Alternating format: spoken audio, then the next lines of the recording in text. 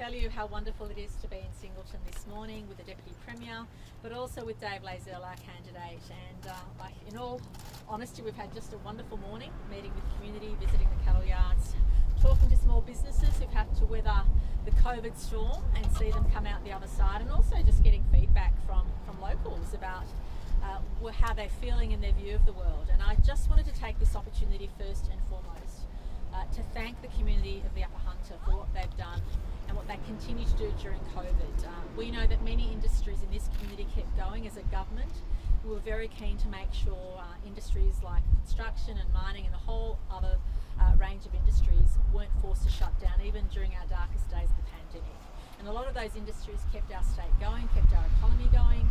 And I just wanted to say to everybody in this community, thank you for your support. And I mean that in a very heartfelt way. And the way in which the community has responded this morning tells me that they appreciated being part of, or a partnership and working with us to make sure that we kept jobs going, kept the economy going, but also tried to have as much freedom as possible for our individual citizens. Now, because of the efforts of the community here and elsewhere in New South Wales, we are in a strong position. So overnight, 12,000 people across the state came forward to get tested, and we're really grateful for that. We've still kept the virus at bay, but we know there's so much work to do in relation to the economy and jobs. And that is why I have been so strenuous in my comments regarding the vaccine rollout, which I see as key to not only keeping our economy open and safe, but also to making sure we can continue to grow jobs in the future. One other thing that I'm incredibly proud of in New South Wales, and I want to commend the Deputy Premier for supporting the government in this regard, in this respect, is the fact that in New South Wales we didn't choose to define what an essential worker was. Our definition was, if you've got a job and you can have a safe work site, you're essential to New South Wales, you're essential to our communities. And I just wanted to make that point very loudly and clearly, because without that partnership with community and business and industry, our government wouldn't be able to have brought us to the position we are today. It's been a true partnership, and this community has really punched above its weight in relation to that. I always enjoy visiting this part of New South Wales. It's a part of New South Wales where many important industries coexist.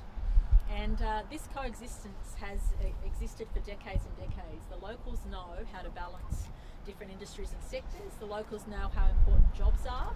And what's important to us as a government is to make sure we continue to grow jobs in the future so that people in current work can have a future for their kids and grandkids, so that people don't move away but they stay local.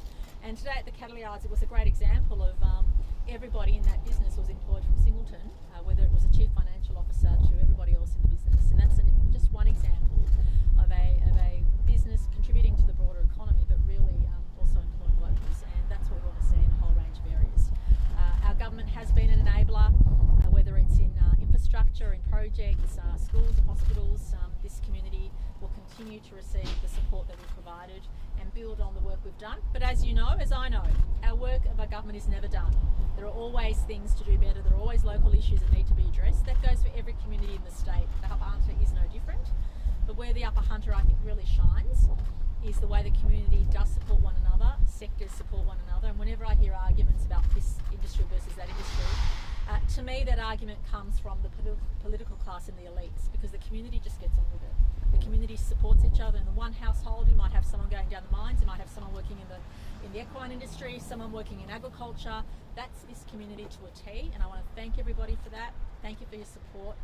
And I have to say, for me, for someone who's normally stuck in meetings elsewhere, it's been